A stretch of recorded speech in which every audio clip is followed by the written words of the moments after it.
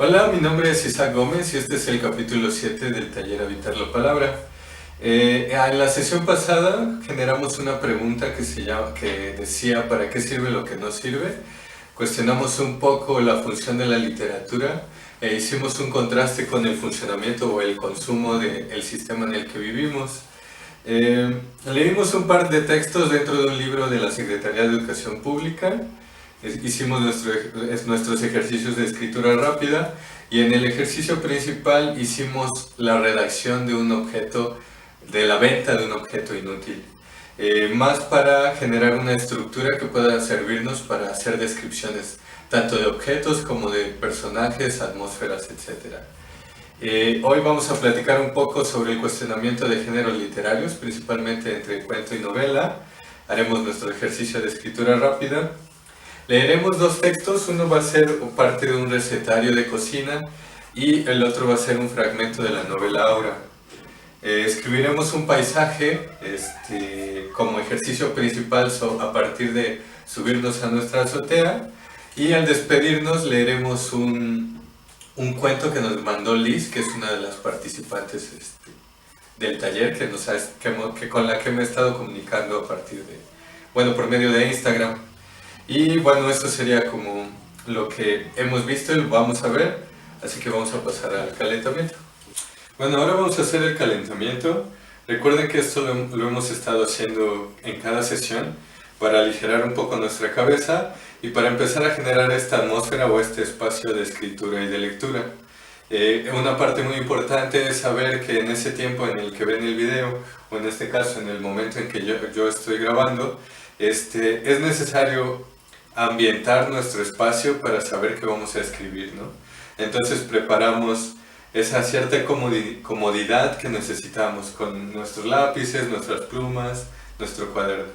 Bueno, entonces vamos a empezar a parpadear rápido para poder hidratar nuestros ojos, porque cada vez que escribimos o leemos generamos como una visión fina, por así decirlo, y se resecan un poco nuestros ojos porque dejamos de parpadear. Ahora vamos a mover nuestros dedos, vamos a abrir y cerrar nuestras manos, nuestros puños, para que se comiencen a activar nuestras articulaciones y se hidraten un poco. Y luego vamos a ir tocando cada una de nuestras puntas de nuestros dedos. Y luego vamos a las muñecas. Vamos a subir y bajar un poco. Y luego vamos a girar hacia un lado, luego hacia el otro. Vamos de regreso a mover hacia arriba y hacia abajo. Tocamos nuestros dedos.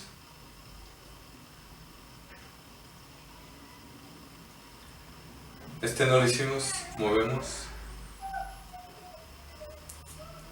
Abrimos y cerramos. Y volvemos a parpadear muy rápido.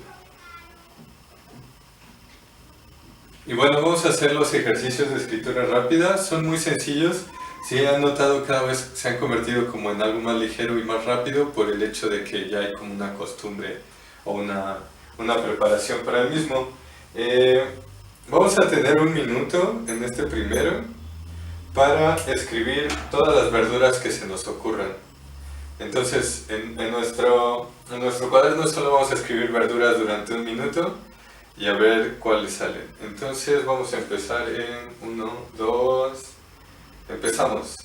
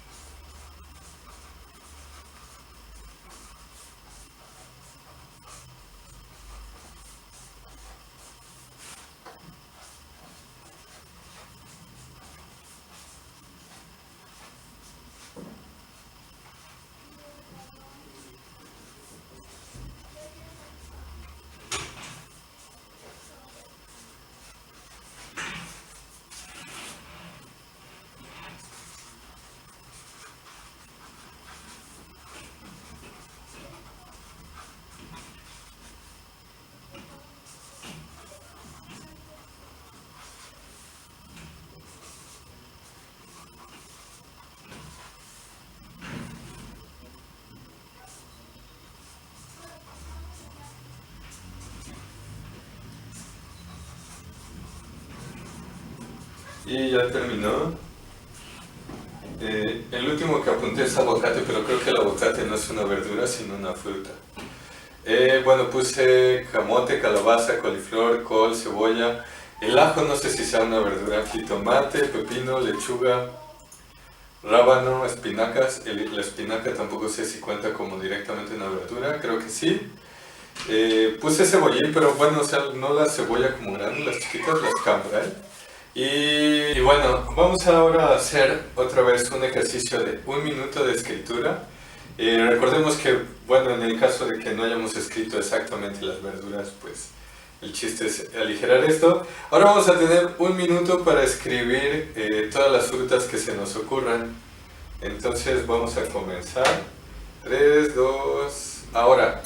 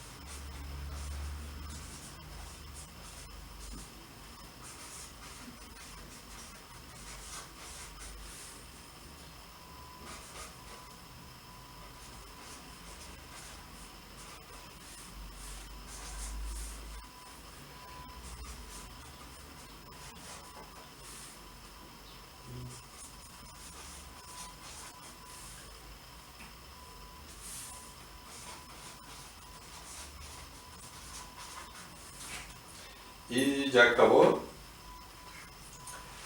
Ahora puse plátano, piña, kiwi, fresa, manzana, mango, volvió a poner aguacate, sandía, melón, papaya, el nanche, así yo lo conozco, son unas frutitas muy pequeñas, y guayaba, fue las que puse, repetí fresa. Y bueno, ya después de esto vamos a pasar a nuestra primera lectura, que es la receta de cómo hacer un tamal dulce, porque vamos a aprovechar eso para hacer nuestro paisaje en el ejercicio principal. Bueno, ahora vamos a leer una receta de cómo hacer un tamal de dulce. Esta está en Tamales y Atoles Mexicanos, de la editorial Larousse, escrito por Margarita Carrillo Arronte. Bueno, tamal de dulce. Acá dice rendimiento de 12 a 15 tamales, origen Puebla, y dice ingredientes. Para el relleno, 200 gramos de pasita, 200 gramos de piñones, 100 gramos de almendras peladas, 200 gramos de fruta cristalizada picada, media taza de crema para batir, 2 cucharadas de licor de anís dulce.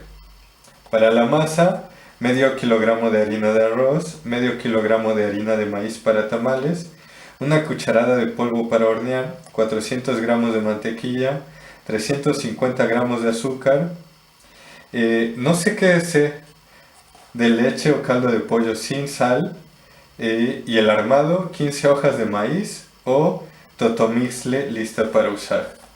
Luego dice preparación. Para el relleno, 1. Mezcle en un recipiente todos los ingredientes y reserve. 2. Para la masa, cierne en un tazón la harina de arroz, la harina de maíz para tamales y el polvo para hornear. Bata la mantequilla por 3 minutos hasta que blanquee y tenga una apariencia cremosa. Continúe batiendo por 5 minutos más mientras agrega poco a poco el azúcar y la mezcla de harinas con polvo para hornear y la leche o caldo. Debe obtener una mezcla homogénea y untable. 3. Para el armado, extienda 2 cucharadas de la masa en el extremo más ancho de una hoja de maíz, coloque encima una cucharada del relleno y cierre el tamal. Ver páginas 20 y 21. Elabore los demás tamales de la misma forma con la masa, el relleno y las hojas restantes. 4. Acomode los tamales en forma vertical dentro de una vaporera y deje que se cuezan a fuego alto por 1 hora o hasta que la masa se desprenda fácilmente de la hoja.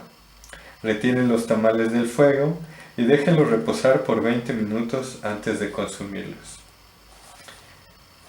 Tamal de dulce, rendimiento de 11 a 15 tamales en Tamales y Atoles Mexicanos de Editorial Larousse, escrito por Margarita Carrillo Arronte.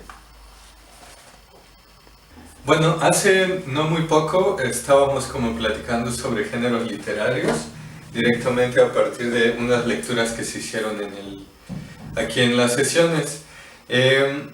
Mencionemos que los géneros literarios, aunque sí están como bien determinados dentro de la literatura, es muy discutible porque son contextuales. Pensando directamente en el cuento y la novela, la cuestión es en qué momento un cuento pasa a ser una novela, o si son muy distintos, o cuáles son esas características que hacen que un cuento sea un cuento corto o largo, y cómo es que existe una novela corta o larga. Entonces, dentro de esto es muy importante saber que los géneros como digamos el cuento o la novela son modificados o pensados a partir del contexto actual en el que se desarrollan y también por épocas. Digamos, un fenómeno o una experiencia dentro de la historia de la literatura muy interesante es cuando José Emilio Pacheco escribe Las batallas en el desierto. Él publica ese cuento en ese momento, él lo publicó como un cuento en una sección de un periódico y salió simplemente como un suplemento más, pero generó tanta sensación y tanto reconocimiento que un año más tarde la editorial Lera decide publicarlo. Y empieza a haber como muchísima teorización alrededor de esa historia, que al final comenzó a considerarse una novela muy corta. Entonces es muy interesante cómo José Emilio Pacheco escribe algo pensado para una salida como sería la de un periódico, que es como muy poco habitual actualmente que eso suceda. Si no mal recuerdo, también Los Miserables de Víctor Hugo se publicó de manera semestral, mensual, no sé, como suplemento, y después ya se convirtió en todo un libro, una novela. Pero bueno, el punto de este es que Las batallas en el desierto es una obra muy corta que podría pensarse en un principio que es un cuento, pero por su complejidad y por todos los temas y la forma en que hace una panorámica alrededor de su narrativa, de los personajes, de dónde viven, de todo su contexto, es considerada actualmente una novela. También en nuestra segunda lectura vamos a leer un fragmento de Aura. Aura es una novela muy corta, pero que debido igual a su complejidad y a todo su reconocimiento histórico, es directamente considerada una novela y no un cuento. Entonces, dentro de esto también podríamos hablar como sobre la poesía, en donde hay muchísimas discusiones de qué es o no un poema. Ha habido como muchos pensamientos o críticas que un poema debe de ser estructurado de cierta manera, las métricas, las rimas o incluso las formas y los formatos en donde publicar. Entonces, a mí me parece importante remarcar que ahorita lo que estamos platicando directamente es que aunque existe separación de géneros literarios, es muy importante saber que cada género es cuestionable y que es directamente un producto del contexto actual en el que se estudia.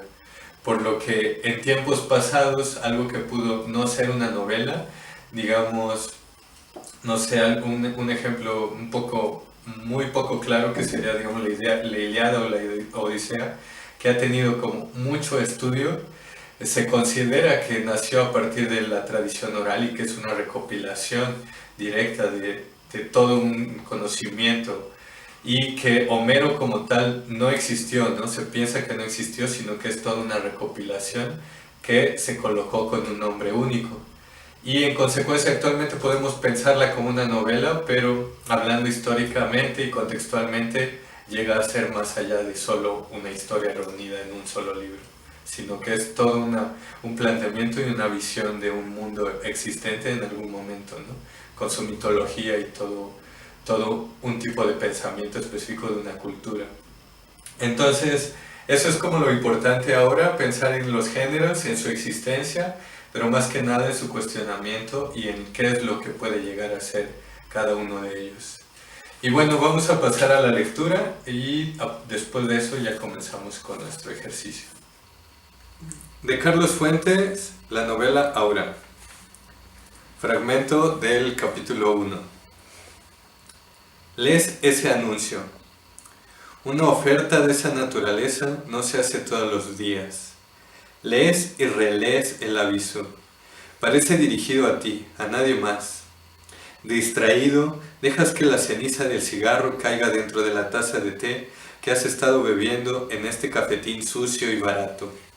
Tú releerás. Se solicita historiador joven, ordenado, escrupuloso, conocedor de la lengua francesa, conocimiento perfecto, coloquial, capaz de desempeñar labores de secretario, juventud, conocimiento del francés, preferible si ha vivido en Francia algún tiempo. 3,000 pesos mensuales, comida y recámara cómoda, asoleada, apropiada estudio. Solo falta tu nombre, solo falta que las letras más negras y llamativas del aviso informen Felipe Montero. Se solicita Felipe Montero, antiguo becario en la Soborna, historiador cargado de datos inútiles, acostumbrado a exhumar papeles amarillentos, profesor auxiliar en escuelas particulares, 900 pesos mensuales. Pero si leyeras eso, sospecharías. Lo tomarías a broma. Donceles 815. Acuda en persona. No hay teléfono. Recoges tu portafolio y dejas la propina. Piensas que otro historiador joven, en condiciones semejantes a las tuyas, ya ha leído ese mismo aviso, tomando la delantera, ocupando el puesto. Tratas de olvidar mientras caminas a la esquina. Esperas el autobús, enciendes un cigarrillo, repites en silencio las fechas que debes de memorizar para que esos niños amodorrados te respeten. Tienes que prepararte. El autobús se acerca y tú estás observando las puntas de tus zapatos negros. Tienes que prepararte. Metes la mano en el bolsillo. Juegas con las monedas de cobre. Por fin, escoges 30 centavos. Los aprietas con el puño y alargas el brazo para tomar firmemente el barrote de fierro del camión que nunca se detiene. Saltar, abrirte paso, pagar los 30 centavos, acomodarte fácilmente entre los pasajeros apretujados que viajan de pie, apoyar tu mano derecha en el pasamanos, apretar el portafolio contra el costado y colocar distraídamente la mano izquierda sobre la bolsa trasera del pantalón, donde guardas los billetes. Vivirás ese día, idéntico a los demás, y no volverás a recordarlo sino al día siguiente, cuando te sientes de nuevo en la mesa del cafetín, pidas el desayuno y abras el periódico. Al llegar a la página de anuncios, allí estará, otra vez, esas letras destacadas. Historiador joven. Nadie acudió ayer. Leerás el anuncio, te detendrás en el último renglón, 4,000 pesos. Te sorprenderá imaginar que alguien vive en la calle de Donceles. Siempre has creído que el viejo centro de la ciudad no vive nadie. Caminas con lentitud, tratando de distinguir el número 815 en ese conglomerado de viejos palacios coloniales convertidos en talleres de reparación, relojerías, tiendas de zapatos y expendios de aguas frescas. La nomenclatura han sido revisadas, superpuestas, confundidas. El 13 junto al 200, el antiguo azulejo numerado, 47, encima de la nueva advertencia pintada con tiza, ahora 924. Levantarás la mirada a los segundos pisos, allí nada cambia, las sinfonolas no perturban, las luces de mercurio no iluminan, las baratijas expuestas no adornan ese segundo rostro de los edificios. Unidad del Tezontle, los nichos con sus santos truncos coronados de palomas, la piedra labrada de barroco mexicano, los balcones de celosias, las troneras y los canales de lámina, las gárgolas de arenisca, las ventanas ensobrecidas por largas cortinas verdosas, esas ventanas de la cual se retira alguien en cuanto tú la miras. Mira la portada de videos caprichosas. Bajas la mirada al zaguán despintado y descubres 815 antes 69. Fragmento del capítulo 1 de la novela Aura, escrito por Carlos Fuentes. Bueno, ahora vamos a hablar un poco sobre cómo vamos a abordar nuestro ejercicio.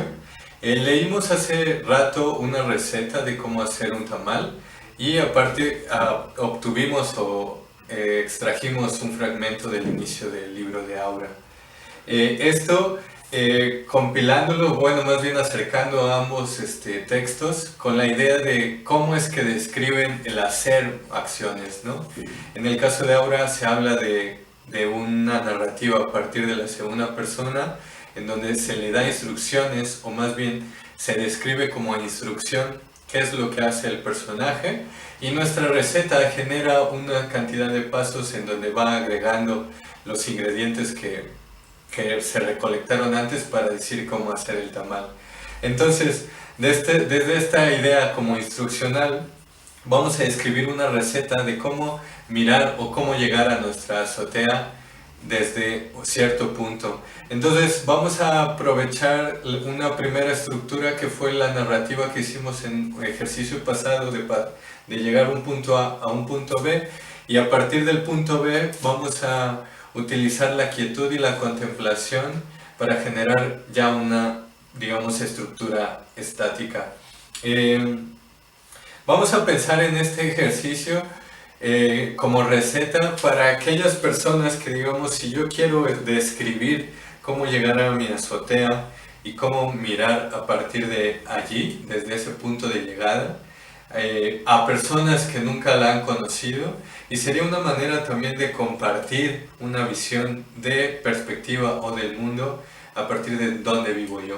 Sé que no todos pueden llegar a tener acceso a una azotea, pero también se puede hacer, digamos que a campo abierto, o sea, desde un punto estático en la calle, o sea, como salirme de casa a la banqueta y ver alrededor de mi barrio. Entonces existen distintas posibilidades en donde la idea es llegar de un punto A a un punto B y en ese punto B generar un acto de contemplación. Entonces vamos a hacer este ejercicio, espero que lo disfruten y puedan compartir esos textos.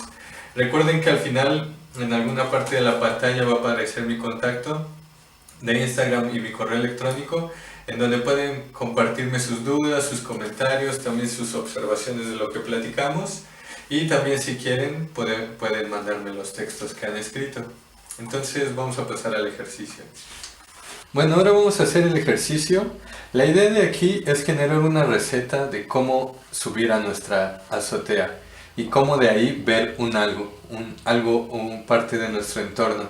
Entonces vamos a separar o estructurar nuestro ejercicio en tres partes. Bueno, la primera es la del título, esa es como una parte extra.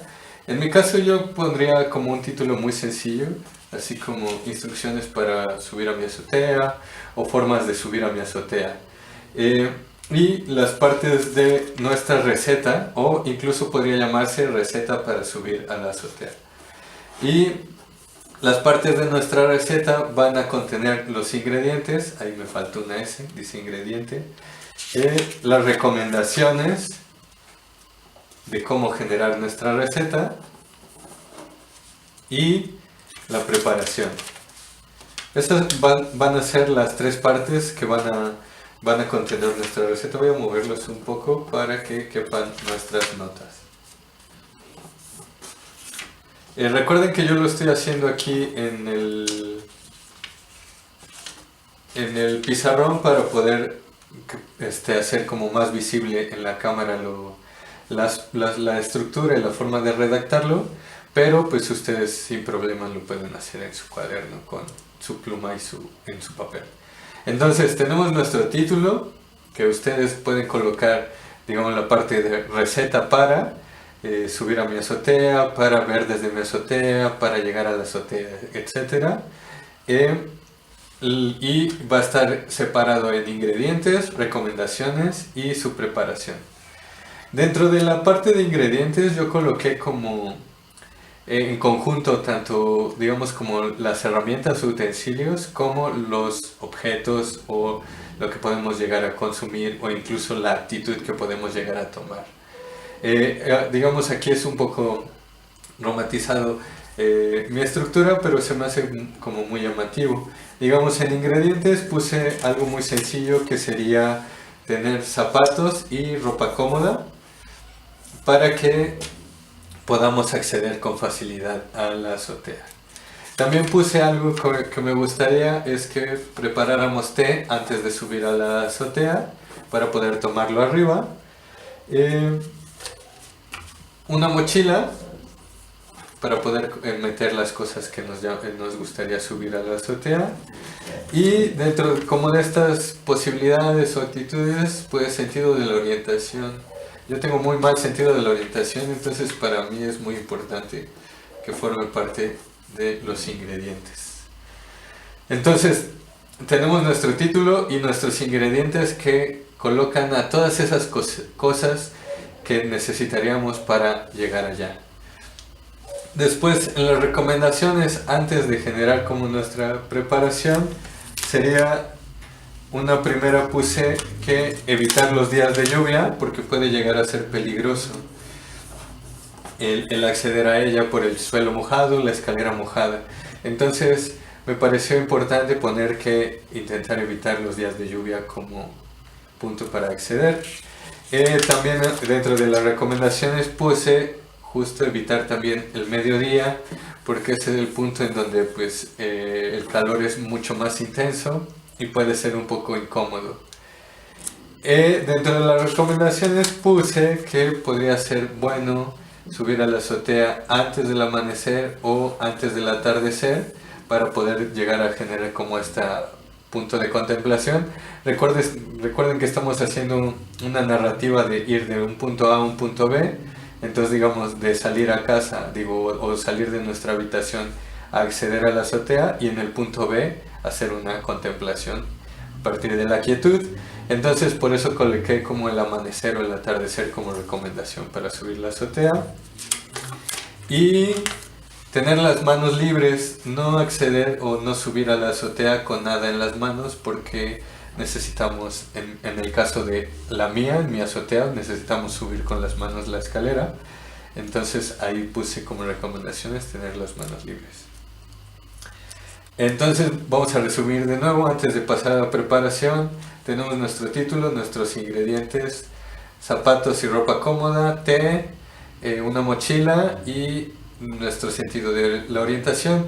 Lo más seguro es que digamos aquí en el té pues sería el termo en donde colocar una taza y cuando pasemos a la preparación pues meter el té y nuestro termo y nuestra taza a la mochila. Los zapatos y la ropa cómoda cuando nos despertemos. Y bueno, las recomendaciones ahí están. Evitar los días de lluvia, evitar el mediodía. Se recomienda hacerlo antes del amanecer o el atardecer y subir con las manos libres. Y bueno, en la preparación justo puse pues despertarnos, no sé, media hora o una hora antes del amanecer. Yo creo que con media hora está bien. Y vestirnos con nuestros zapatos y nuestra ropa cómoda. En nuestra cocina, en mi cocina, preparar el té. A mí me gusta mucho el té de canela, pero pueden preparar cualquier otro sabor y vertirlo en el termo. Después pues meterlo en nuestra mochila.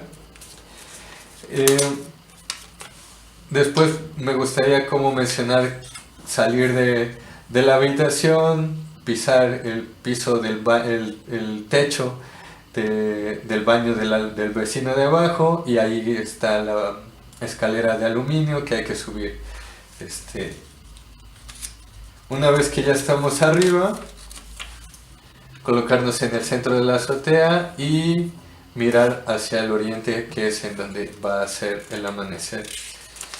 Y algo que hacen mucho en las recetas o como en ciertos comerciales es que al final ponen así como disfrutarlo, ¿no?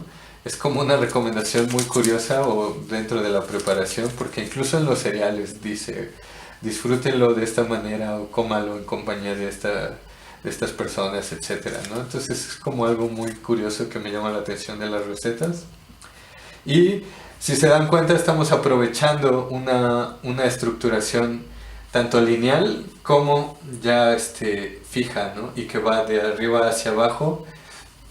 Entonces hemos estado haciendo cada vez más complejas nuestras narrativas y nuestra escritura a partir de los ejercicios pasados en el taller. Y bueno, una vez que ya tenemos como estas características, pues vamos a proceder a hacer la edición, que si recuerdan en la lectura de los tamales, es colocar cada parte en sus medidas específicas, dar las recomendaciones y después colocar los pasos para lograr nuestro producto, digamos en el caso de los tamales, o aquí el subir a la azotea y contemplar el amanecer.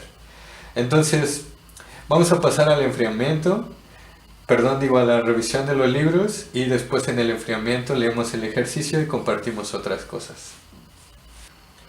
Bueno, vamos a revisar los libros que acabamos de leer. Primero vamos a ir con Aura de Carlos Fuentes. Es publicado en este caso por la editorial Era. Este libro me parece interesante porque, digamos, en primera la impresión de la portada está plastificada, tiene un plástico encima de la pasta. También me llama la atención porque es muy flexible. Esto sucede porque el formato de la publicación, al ser un libro muy muy delgado, no requiere necesariamente una pasta dura. Esto le permite ser flexible. Y también algo que me llama la atención dentro de él es que su edición, la publicación, su impreso permite tener un espacio muy grande en los márgenes. La verdad es que eso hace que su lectura sea muy ágil, aunque quizá la tipografía no es la más adecuada. Su caja de texto está muy bien acomodada y permite que alrededor, tanto de los márgenes como de la lectura, haya una ligereza al leerlo. Me gusta mucho también como la colocación de los aires por capítulo. Hay algo muy interesante en ellas. Hay un espacio que remarca no solo el número, sino que el espacio genera la separación por capítulos. A mí me gusta mucho rayar los libros, entonces lo utilizo mucho cada vez que trabajo algún libro en su lectura. Entonces esos espacios y esta ligereza se me hizo algo como muy muy interesante.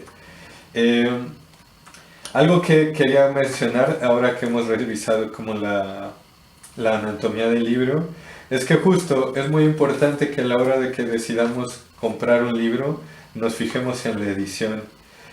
No solo por su trabajo, sino porque, digamos, Carlos Fuentes y el libro de Aura ha sido impreso en muchísimas ocasiones, en muchísimas reimpresiones. Entonces cada reimpresión genera modificaciones aunque el contenido sea el mismo. Entonces es importante decidir que el libro que compremos nos agrade, tanto en lectura como en sus espacios, para que nos den ganas de leerlo.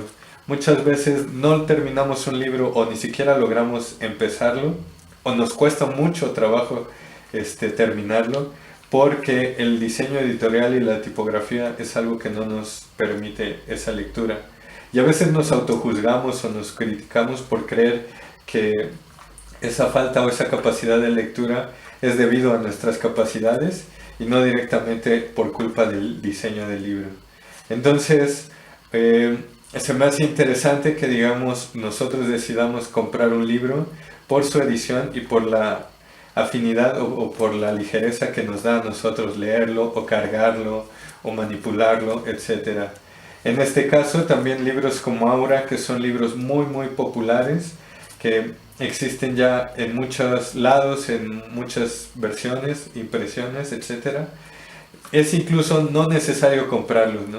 Pueden existir versiones en PDF o puede comprarse en una librería de viejo.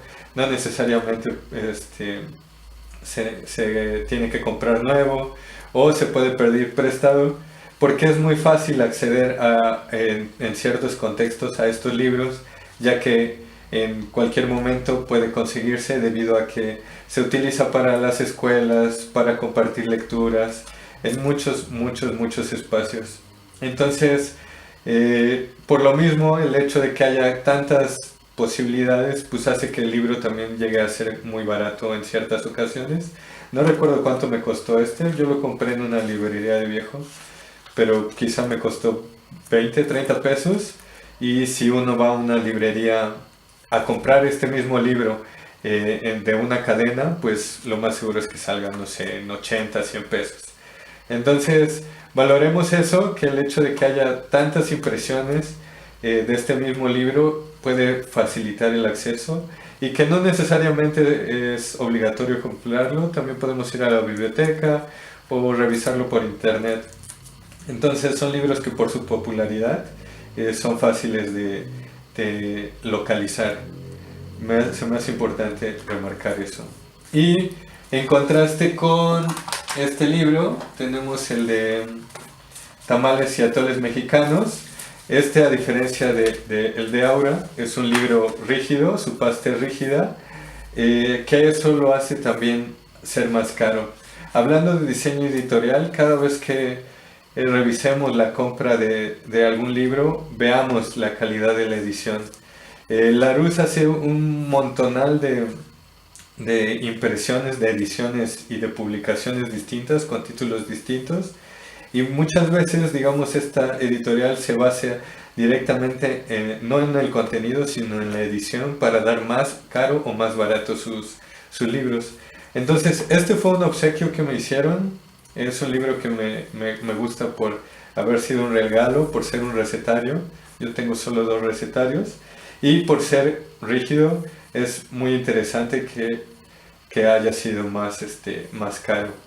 Una parte, no sé, ojalá se vea aquí en la cámara, en esta parte pequeñita, en la orilla del lomo, hay algo que se llama cabezada. La cabezada está para que no se rompa el lomo, ya que cuando lo metemos a nuestro librero, cada vez que lo sacamos, por lo general lo que hacemos es que metemos el dedo en el libro y lo jalamos para que salga del librero.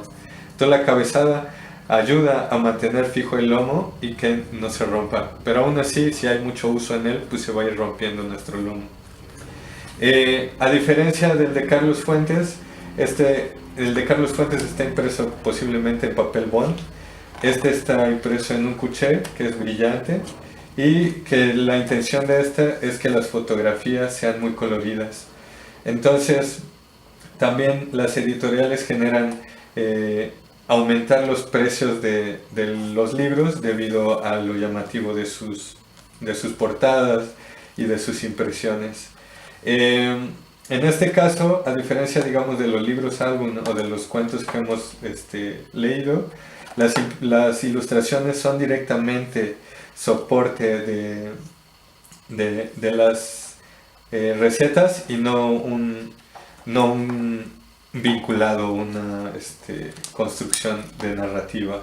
Este libro está separado por secciones, a diferencia del de Carlos Fuentes. Es muy difícil escribir sobre él porque la pluma o el lápiz no genera la fricción suficiente para dejarle marcas. Entonces es un libro muy de consulta. Y algo último que me interesa mencionar es que este es un libro que se vale de la apropiación cultural. Genera toda una investigación o un estudio de comida tradicional que están en el país. Se hace una recopilación de algo que forma parte de tradiciones culturales aquí en México y genera un contenido impreso para después generar una venta, ¿no? Entonces es muy interesante y muy criticable cómo a partir de algo que forma parte de nuestro contexto cultural, al colocarse en un libro y puede ser vendido y apropiado para formar un cierto tipo de riqueza económica.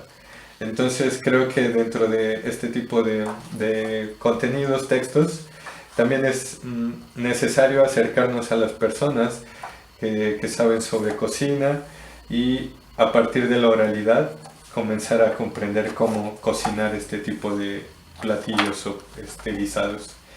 Y bueno, creo que eso por el momento sería todo. Este fue Tamales y Atoles Mexicanos, de la editorial Larousse, y escrito por Margarita Carrillo Arronte. Algo que también, por último, mencionar, es que si se dan cuenta, a diferencia del de Carlos Fuentes, en donde dice Carlos Fuentes en grande, luego Aura en pequeño, y hasta abajo la editorial con un sello, en donde se le está dando prioridad al autor y en segundo plano a la novela, el título de la novela. Aquí se le está dando prioridad primero al título, luego a la editorial y al final a la autora. Entonces también eso es muy cuestionable, porque se está hablando que a Larousse le interesa vender este libro directamente por ser Larousse y no por quien lo escribió, y eso me parece algo muy cuestionable también. Y a Era le interesa vender este libro por quien lo escribió y no tanto directamente por la novela.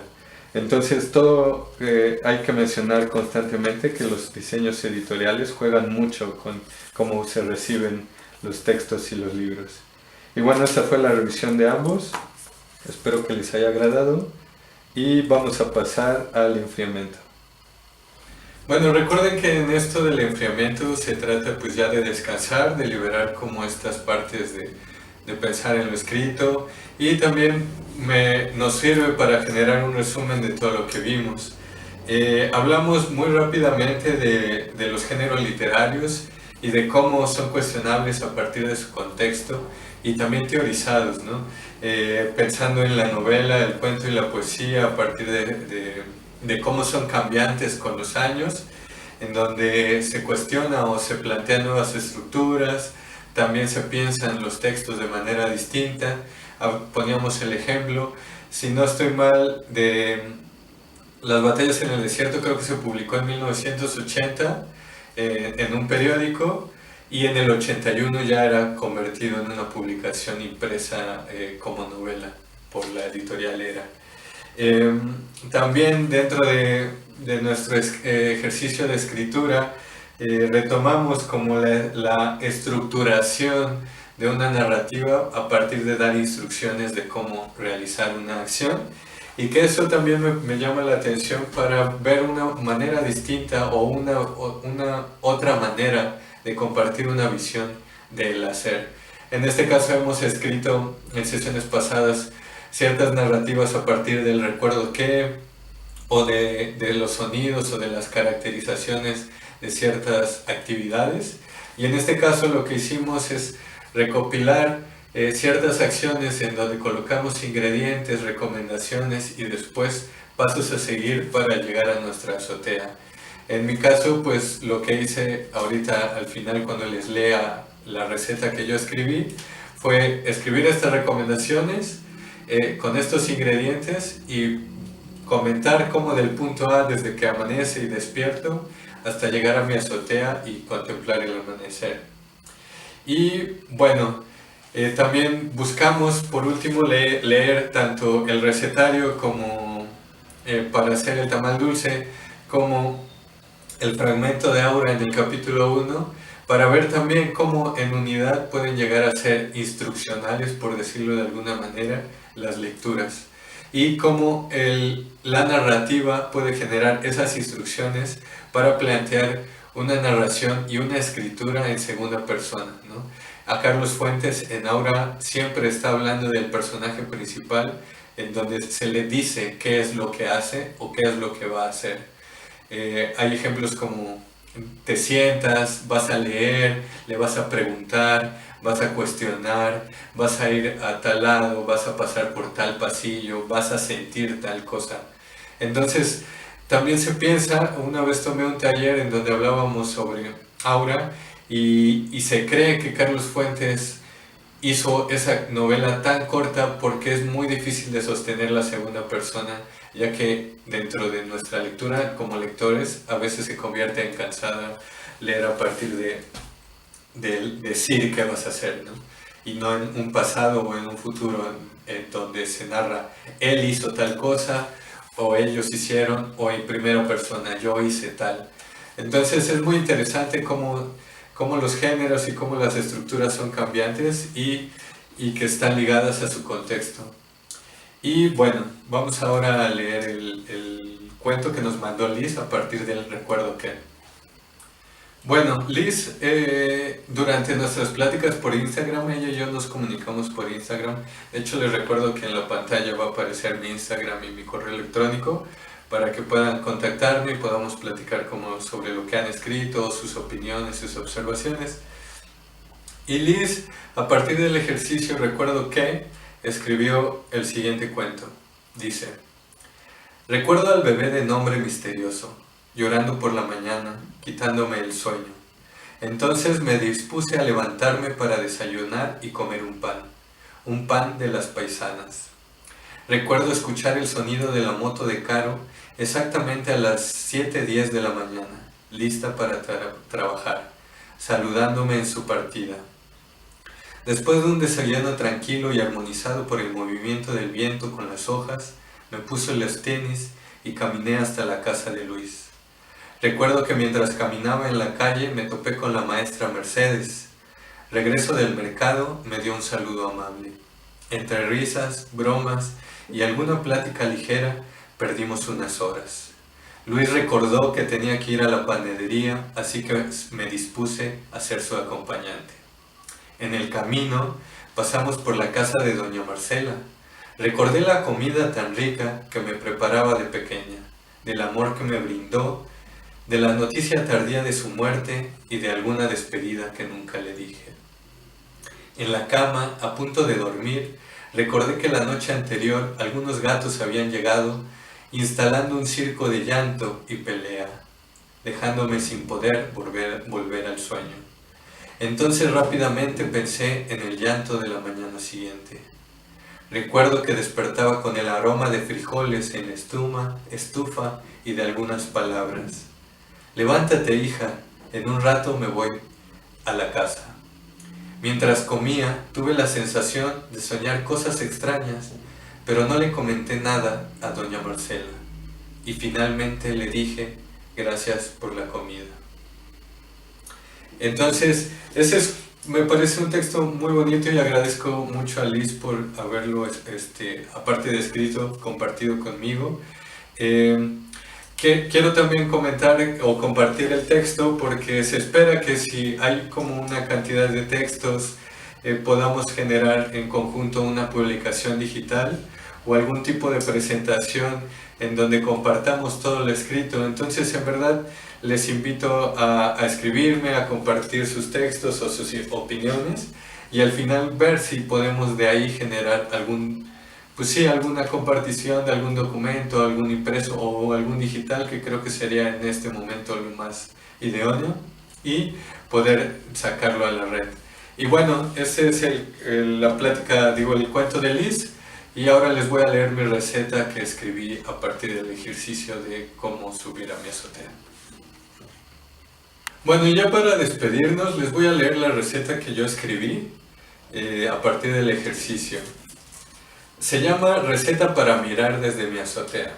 Ingredientes: zapatos y ropa cómoda, chamarra o suéter, es opcional según el clima, no tener miedo a las alturas o aguantárselas, un termo con té de canela, una taza, mucha paciencia, sentido de orientación y una mochila.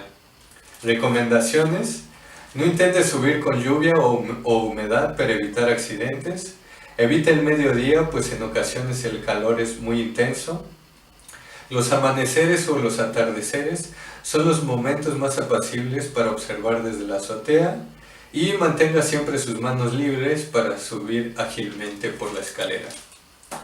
En la preparación dice: 1. Despierte 30 minutos antes del amanecer y vístase con su ropa cómoda. Si hace frío, póngase su suéter. 2. En la cocina prepare un té de canela o del sabor de su elección y viértalo en el termo. 3. Coloque el termo dentro de la mochila y pórtela, no olvide la taza. 4.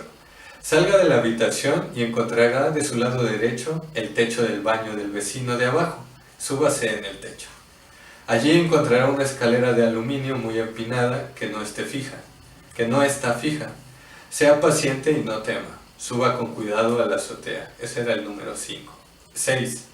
En la azotea, colóquese en el centro, mirando hacia el oriente. 7. Tome el termo de su mochila y sírvase un poco de té. en la taza si así lo necesita y espere un momento. 8. Mientras amanece, podrá ver cómo las casas vecinas se iluminan de colores y brillos. 9. Al fondo, antes del horizonte, seguramente verá algún tinaco. Ignórelo. 10. Beba su té y disfrute de la vista. Y como nota final puse, la azotea se disfruta más en compañía. Y bueno, esa sería la receta que escribí yo para mirar desde mi azotea. Espero que la receta de ustedes también puedan compartirla y bueno, ese sería nuestro texto del ejercicio final y espero que les haya gustado. Nos vemos en el próximo capítulo.